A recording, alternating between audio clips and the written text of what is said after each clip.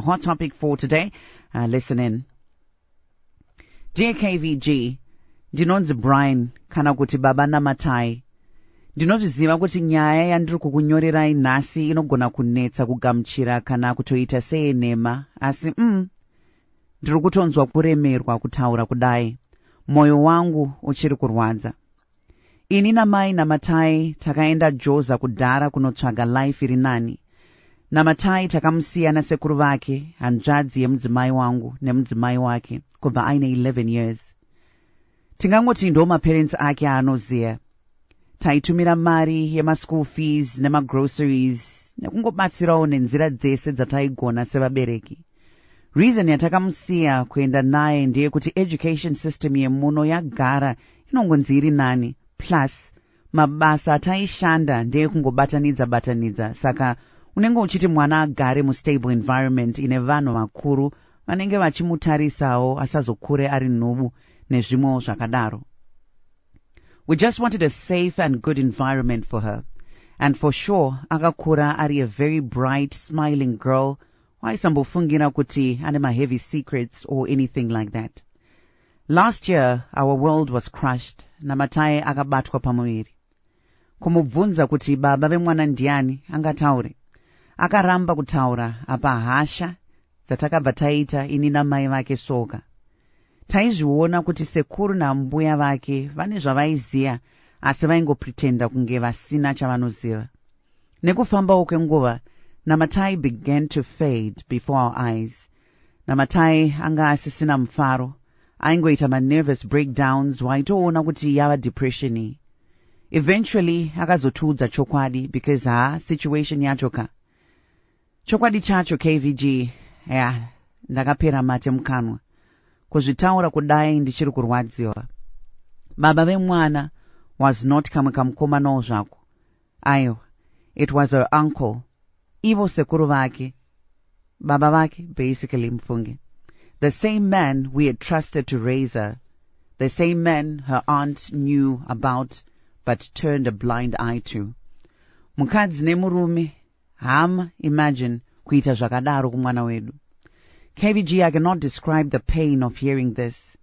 Zvinoita kunge movie, but for us, it was real. And here's where the system failed my daughter. Because aya anga ari makuna ne rape, she had the right to a legal abortion. But process yacho yanga yari besa. Apa iri so complicated. Kumva kuma court orders, paperwork yacho yainetsa kuprocessa. Uchingo kandirwa from one office to another kuti uwane ma signature. By the time things were approved,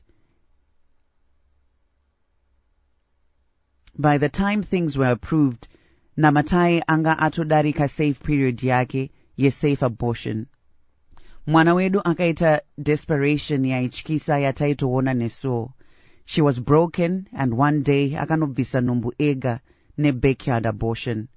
Akableeda, zvimwe zviya zvokuti it was so bad. Patakazomuendesa kuchipatara it was too late. My only daughter, unfortunately, died. She could have lived, she could have had counseling or something.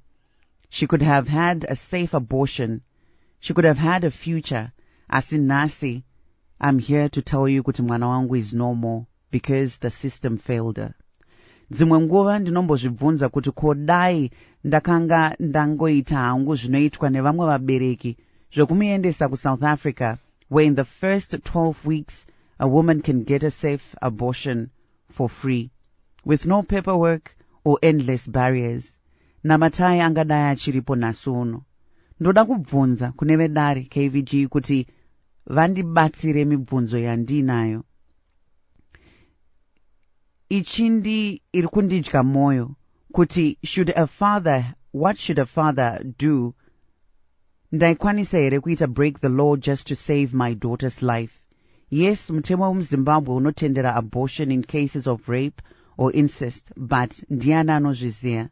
Ko system haigonewo here kubvisa this long process kuitira kuti safety yemwanasikana inge iri guaranteed. Yeah, it's a tough read. Our hot topic for today. Tats dari redu munokwanisa ku tibata.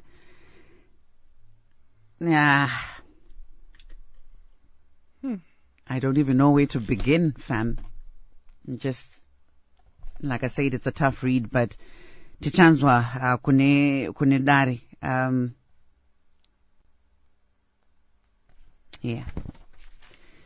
0772162651. Feel free to connect with us. Star FM Maswera Aswera Maswerao. Munoona sei nyaya yedu munoitongao sei nyaya ya baba Namatai na Namatai.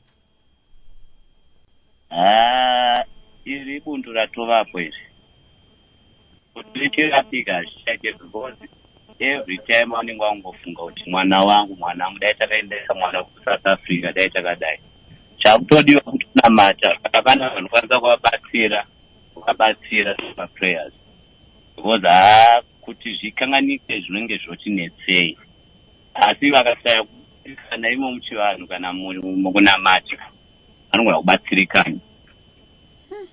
Thank you so much. Maono say ndaona unge vanga vakanyanyobatirira nyaya yekuti dai takabhota dai tisina kunonokerwa. Now iyoyo munoitambirawo sei muchiona mamiriro akaita hot topic yedu? Ini sokona vandoita kana nguva yaMwari yakwana nyangwe dai vakakupidza kuti abortion yachona pamwe mwana aigona kuti sei aigona kufa.